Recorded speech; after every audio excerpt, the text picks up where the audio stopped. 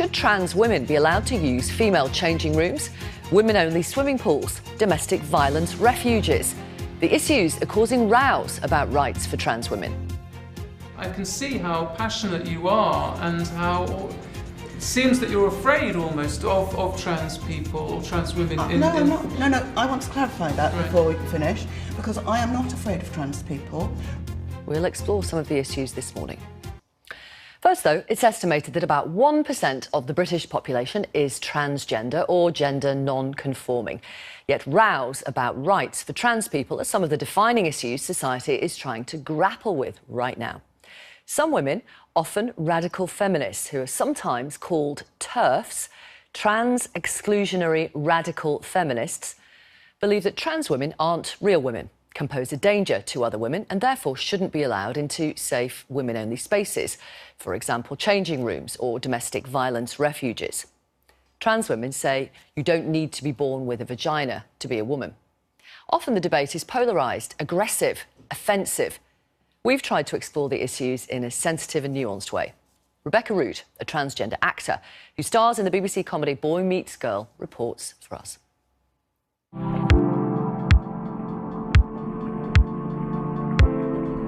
You say you want a debate, but you are called transphobic for wanting that debate. All we're hearing about is all of people's imagined fears if we make it easier for you and I to change our birth certificates. It's playing into this idea that if you don't believe that a trans woman is a woman, for example, or a trans man is a man, you're kind of going against the law. I find it incredible that a small group of women think that they can tell other women who should and shouldn't represent them. I'm Rebecca Root. I'm an actor and a voice teacher, and I'm also transgender. Since I transitioned in 2003, I've seen a big change in the way that British society now views and accepts the trans community, mostly for the better. But there's an increasing number of complex issues that are still needing to find answers. So how does society and politicians catch up? How do they find the solutions so that everybody's happy?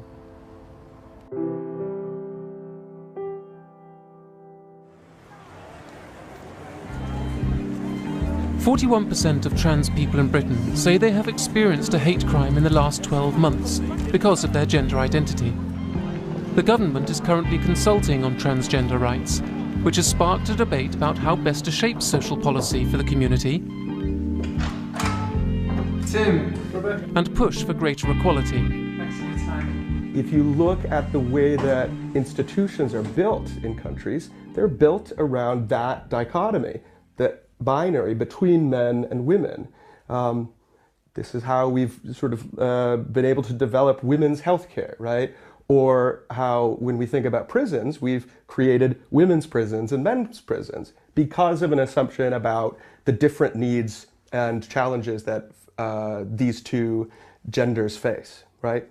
The difficulty then with gender identity discussions is there's simply no way for governments to really understand them because they don't fit within that traditional framework of dividing the general population.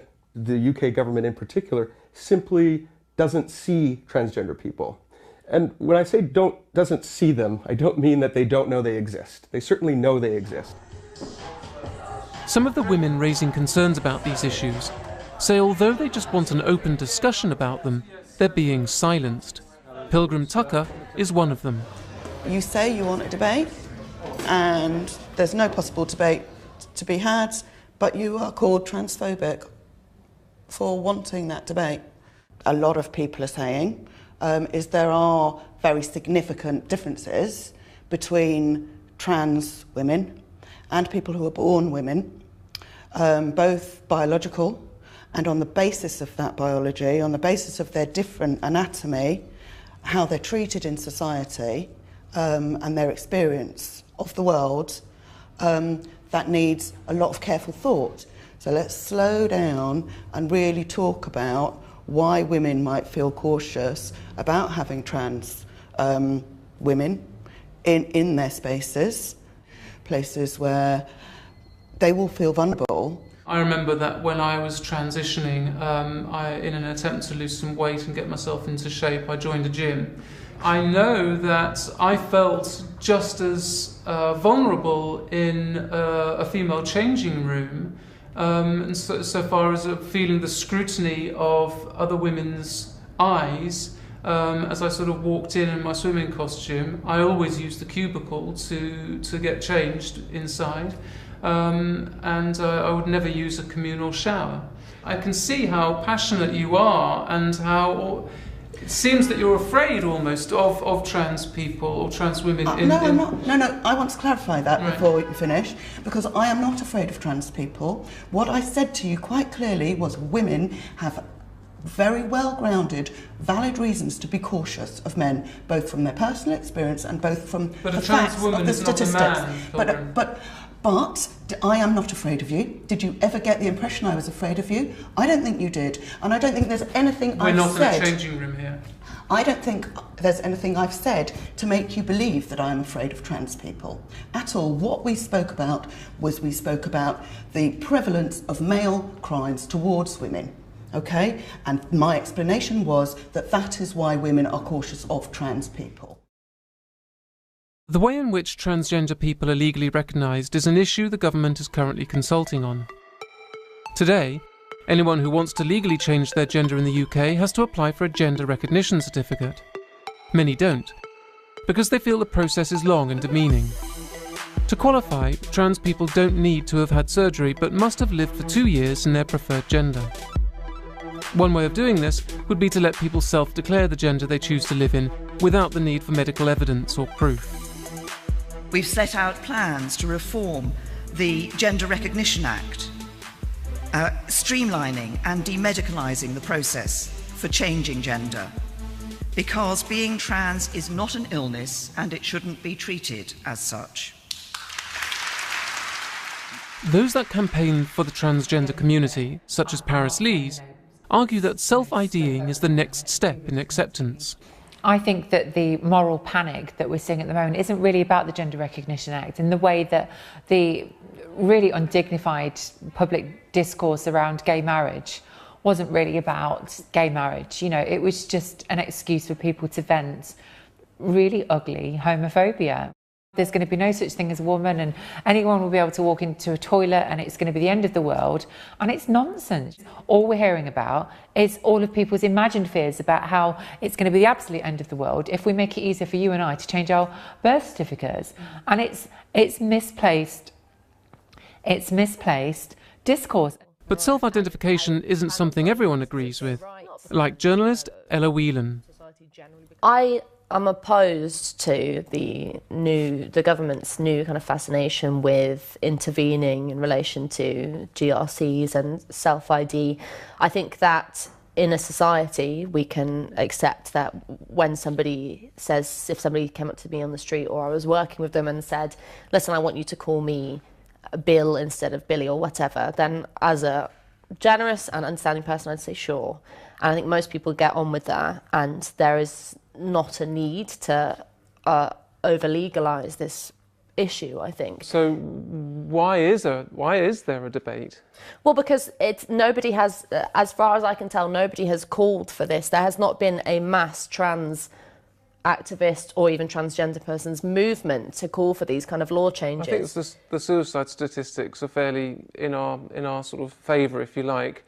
That there's a great deal of unhappiness and depression surrounding not being able to access healthcare, which having a GRC would permit. It's playing into this idea that if you don't believe that a trans woman is a woman, for example, or a trans man is a man, then you are not only the wrong kind of person in society and bigoted, but also you're kind of going against the law. You're going against what the law is. And that should still be up for debate. Most people who are trans have lived with that all their lives. So for them, it's not an overnight thing. I'm trying to see the wider point of view as to why that self-identification is such a big problem. I don't see why it should be. The Equality Act 2010 protects trans people from discrimination, And anyone who identifies themselves as a woman, whether it's their legal gender or not, can use single-sex facilities. It does, however, allow service providers, including hospitals and prisons, to refuse a trans person access to single-sex services if they're seen as detrimental to others. But does the legislation need updating? You're saying we're going to have a completely new system in a prison to placate the personal wishes of a few trans people. I'm sounding harsh there, but that's kind of what it is. Well, there might be some questions about the need to do that, right? So that might not be necessary. Where do you stand on things like trans women having access to women's refuges, for example, or other single-sex spaces? To be thrown into a situation with somebody who potentially, ostensibly, looks like a man, or, you know, not all trans women look like, dress themselves as men or appear as men, but for that grey area to have that, I think it's quite important to leave that to be a gender-segregated area. I think their desires and needs should come first. Relatively soon after my transition, I was beaten up by 3 male youths. Where would I go if I was seeking a refuge? Where would be a safe place for me? It's obviously very horrible for you that happened to you, and I want to be sympathetic, but at the same time I think this is the issue. People's personal, hurtful, important experiences is one thing.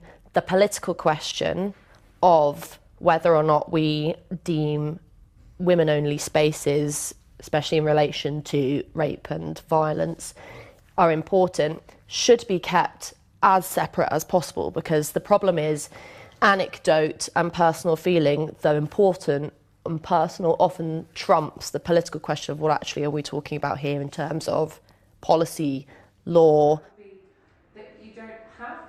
If I hadn't have been trans and I was, an ordinary person, and, I had daughters and I had, what's this? Men are coming into women's toilets. Like, I might feel a bit like, I don't like the sound of that.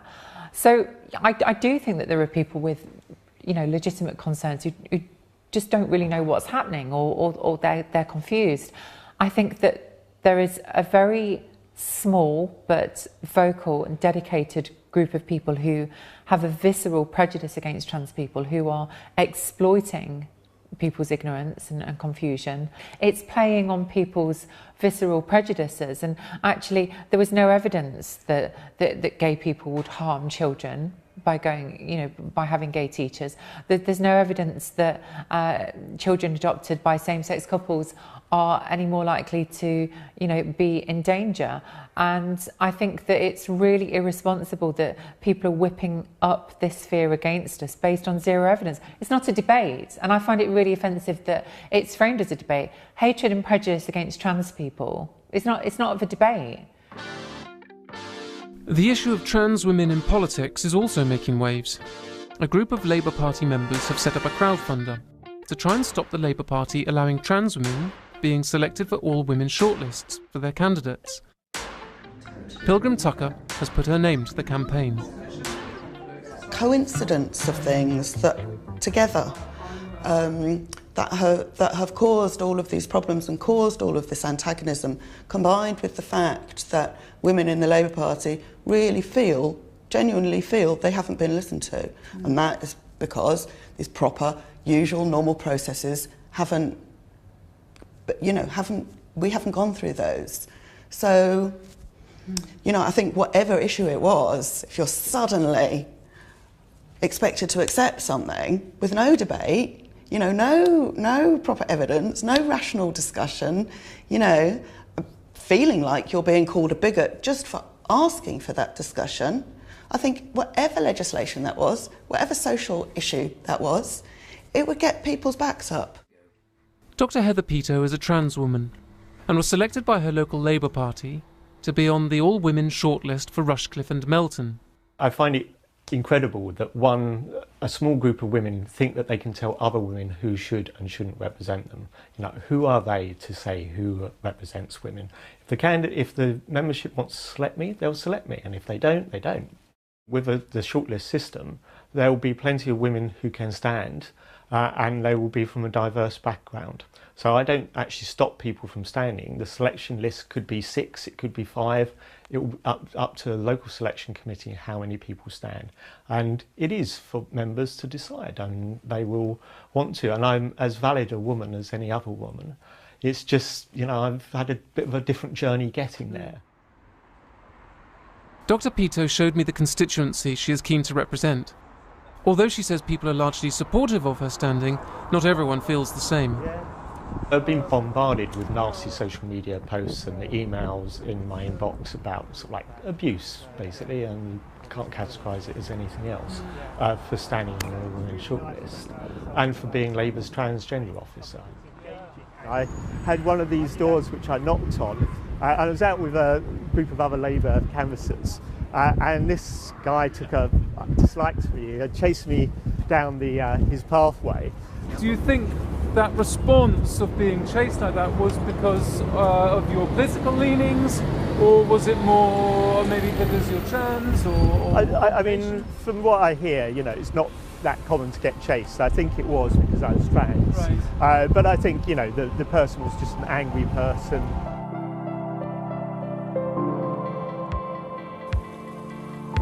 I think it's clear, not only from the conversations I've had, but also from my own experience, that although the trans community has come a long way in its fight for equality and recognition, there's still a distance to go.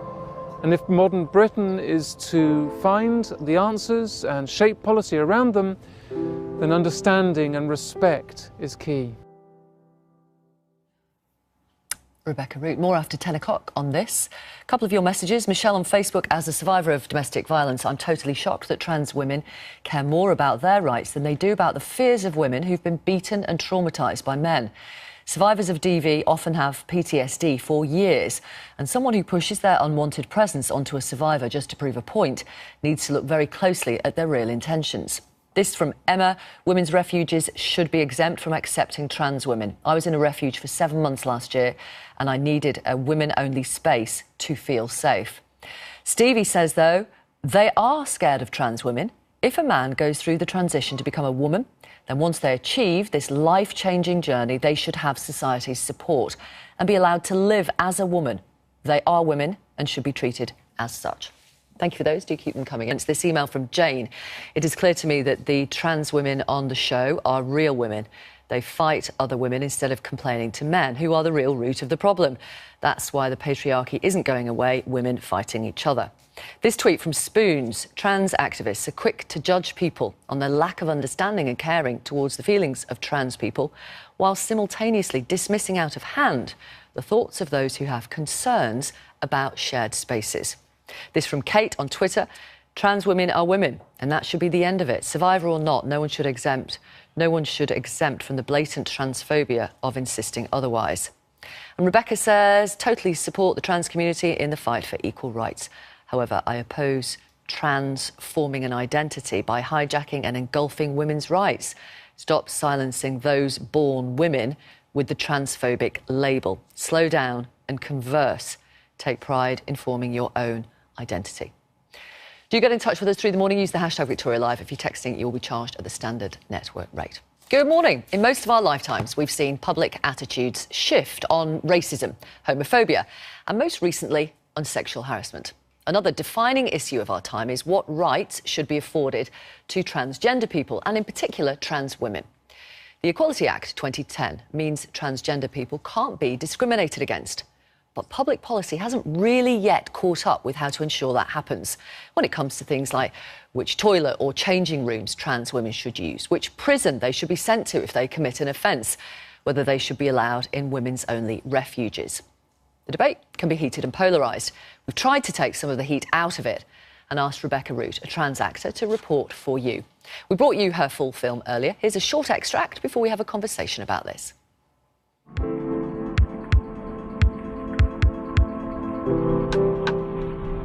I'm Rebecca Root. I'm an actor and a voice teacher, and I'm also transgender. Since I transitioned in 2003, I've seen a big change in the way that British society now views and accepts the trans community, mostly for the better.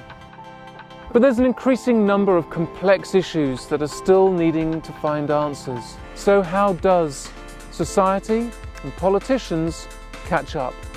How do they find the solutions so that everybody's happy? Tim, Rebecca. Hi. If you look at the way that institutions are built in countries, they're built around that dichotomy, that binary between men and women. This is how we've sort of been able to develop women's healthcare, right? Or how, when we think about prisons, we've created women's prisons and men's prisons because of an assumption about the different needs and challenges that these two genders face. Some of the women raising concerns about these issues say although they just want an open discussion about them, they're being silenced. Pilgrim Tucker is one of them. You say you want a debate, and there's no possible debate to be had, but you are called transphobic for wanting that debate. A lot of people are saying is there are very significant differences between trans women and people who are born women, both biological, and on the basis of that biology, on the basis of their different anatomy, how they're treated in society, and their experience of the world, that needs a lot of careful thought. So let's slow down and really talk about why women might feel cautious about having trans women in their spaces, places where they will feel vulnerable. I remember that when I was transitioning, in an attempt to lose some weight and get myself into shape, I joined a gym. I know that I felt just as vulnerable in a female changing room, and so far as feeling the scrutiny of other women's eyes. As I sort of walked in my swimming costume, I always use the cubicle. I can see how passionate you are and how it seems that you're afraid almost of trans people or trans women. No, I'm not. I don't think there's anything I've said to make you believe that I'm afraid of trans people at all. What we spoke about was the prevalence of male crimes towards women. Those that campaign for the transgender community, such as Paris Lees, argue that self-IDing is the next step in acceptance. It's not a debate, and I find it really offensive that it's framed as a debate. Hatred and prejudice against trans people, it's not of a debate. There's going to be no such thing as a woman, and anyone will be able to walk into a toilet and it's going to be the end of the world, and it's nonsense. All we're hearing about is all of people's imagined fears about how it's going to be the absolute end of the world if we make it easier for you and I to change our birth certificates. I think it's clear, not only from the conversations I've had, but also from my own experience, that although the trans community has come a long way in its fight for equality and recognition, there's still a distance to go. And Rebecca Root is here, along with Dr. Clara Barker, a scientist at Oxford University and transgender campaigner, whose work has been praised by Theresa May. Also with us, two feminists who don't believe trans women should be allowed into women's-only spaces. Sarah Dighton is a journalist who writes for the New Statesman magazine and The Guardian, and has written about transgender issues. And Dr. Nicola Williams is spokesperson for Fair Play for Women. That's a women's rights organisation. Welcome, everybody. Thank you very much for coming on the programme. Nicola and Sarah, let's cut to the chase. What is the worry about trans women coming into women's spaces like female changing rooms, ladies' loos, women's hospital wards? I mean, just clarify maybe what you've said there is we're not against trans women coming into women's spaces in all cases. It's just about, in some instances, because there are differences between biological women... I'm going to pause you. I think your microphone might not be working. Is that right? Oh, no, we can okay. hear it. Yeah, sorry, carry on. I beg your pardon, Nicola. I don't want to miss what you're saying. So, biological women, there are differences between biological women and trans women. And so in some instances where biological sex really matters, for example, in a women's refuge, then that would be a case where the Equality Act, single-sex exemptions should be allowed to go forward, and that should be biological women only. So, right. Whereas issues like toilets, other things, are less important, and I think it trivialises some of the issues. And what is the worry? What's the concern? Spell it out. The concern is biological women are different to trans women, and trans women are have been born male, and so women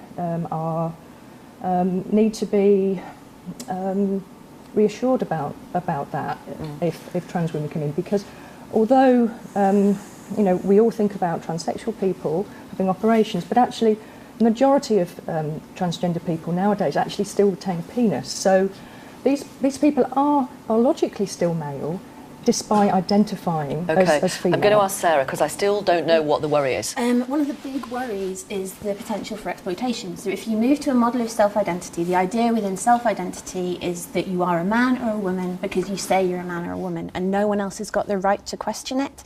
That's a real problem, because it means that there are going to be men who will exploit that. There will be men who are predatory, who will exploit that to gain access to spaces. We have already seen that in prisons. There have been male prisons who have identified as women, been moved into the female estate, and it's Paris Green, in fact, is the name of one particular example, housed in the female estate, had to be moved out because of sexually predatory behaviour towards women. And that's really troubling, and we need to have a system that is stronger than self-identification to protect women and trans women against cases like that. OK, Rebecca Root and Clara Barker, do you understand that concern? Yes, I do, but I mean, it's like you're tarring the whole community of trans women with the brush of one or two people who are bad people and are in prison because they've committed crimes. So it's like saying, every priest is a bad person because one or two, maybe more, committed offences against young people, for example. So you can't paint everybody with the same brush. This is a risk to women and trans women. Male violence is the problem that we're all facing. The problem is sexually predatory men, violent men. That's an issue for all of us, and we need a system of gender recognition that protects every one of us around this table from that. But what we do need to remember is that 90% at least of sexual assaults are carried out by people that already know the survivor. So I'm not sure how self-identification is going to change that. Well, it's going to make a difference to that 10%. Yeah, and self-identification means anyone can self-identify as transgenders. That's the issue. We're not scared of transgender people. We're being cautious of the fact that anyone, any man, can self-identify as a woman and be... And if you're caught doing that, if it's false, then there is a criminal penalty up to 2 years in prison. How do you prove that someone is lying about their identity? I can't... If we move to a situation where self-identity is the rule, then it's impossible to say to somebody, you don't sincerely identify as that. I can't, adjudicate on someone's internal state. Is the proposal not that there is still going to be some, what they call checks and balances, that so people who are self-identifying still have to demonstrate a commitment to the new identity? I mean, you're not going to say that the lads who put a sort of a ballet tutu on and hop on a flight to, Amsterdam for a stag weekend are then going to say that I'm female, are they? They could say... But nobody will take that seriously. Wouldn't they? Can women actually say when a man walks into the toilets in this environment now? Are women feeling confident enough to say, "Excuse me, you're a man, can you leave?" Because if that man says, "Well, actually, I identify as a woman," there's no other proof required. Answer that point. Yeah, that very specific example. This isn't a case of trans women and men walking into the bathroom. This is whether you look like a woman or whether you look like a man. This is what you're policing. There are cisgendered women who walk into bathrooms who look and appear male and are kicked out of those bathrooms. Also, if we're going to say that we're going to go on biological sex, then what about trans men that are going into female bathrooms? What then? Well, trans men have every reason to be anxious about male violence in the same way as all of us. And there are cases. I'm saying there are cases where I'm saying trans men have got every reason to be anxious about male violence. Because if they're read as female and they're in the male toilets, then they may very well be assaulted. That is a thing that happens because the major source of violence in our society is men. Has that happened? I mean, I'm 100% sure that I could dig one out. I can't give you... Because Paris Lee says in the film that Rebecca Root made, there is a parallel between this kind of conversation and the public conversations that used to go on around gay men using male change... Absolutely not. This is very, very, very different. Hang on, let me just finish the sentence. Around gay men using male changing rooms or gay people adopting or gay teachers, and the suggestion used to be that somehow they would be a danger to children or they would corrupt other men. Or we remember the conversations, don't we? Why do you say it's absolutely different, Sarah? I would say, firstly, because me and Nicola were absolutely on, anti-Section 28, pro-equal marriage. No, but it's about it's about what Paris Lee's calls imagined we are fears. not a continuation of that. And these are not imagined fears. We are not imagining Paris Green in that prison.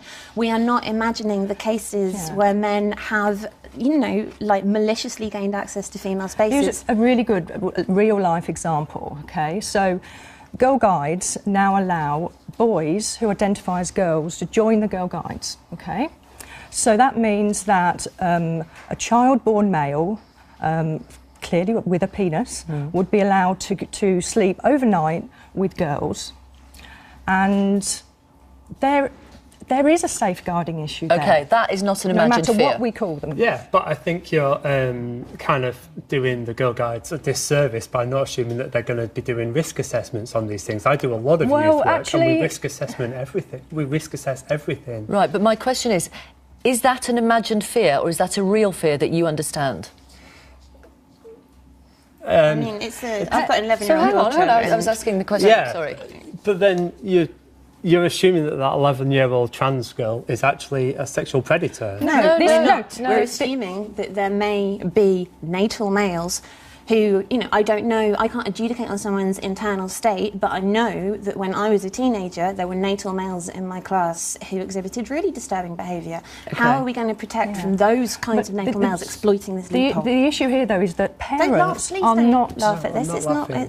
Parents are not even allowed to be informed by the Girl Guides that this might happen. So if there's a parent sends their daughter off camping, they wouldn't be informed that there could be a natal male boy, there could be a 14-year-old boy in with their 10-year-old daughter in a tent. OK. And no one's allowed to know. But how can there be informed consent there? So all we're asking for is not don't allow this, don't allow that. It's just think of all of the people involved, because there's the trans child to be thought of, but there's also the girls.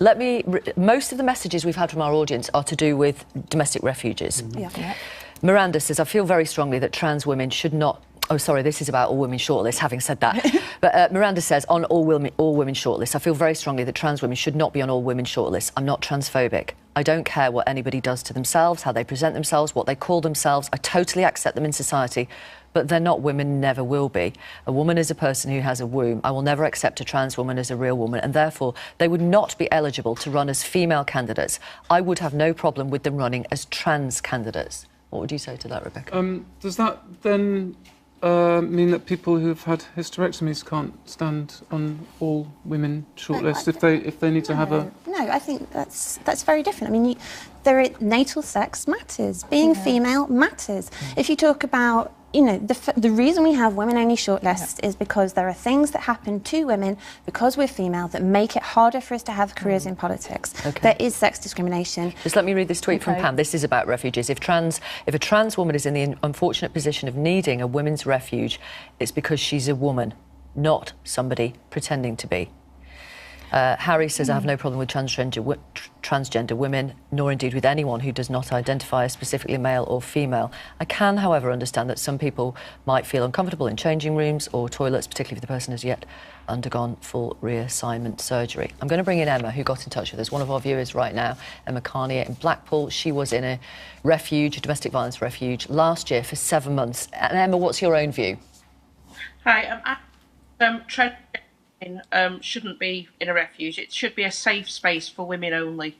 I wouldn't have felt safer if it had been either self-identifying women or transgender women there, either as workers or as fellow people living with me. Can I ask Emma, can you give us some insight about why you don't think you would have felt safe?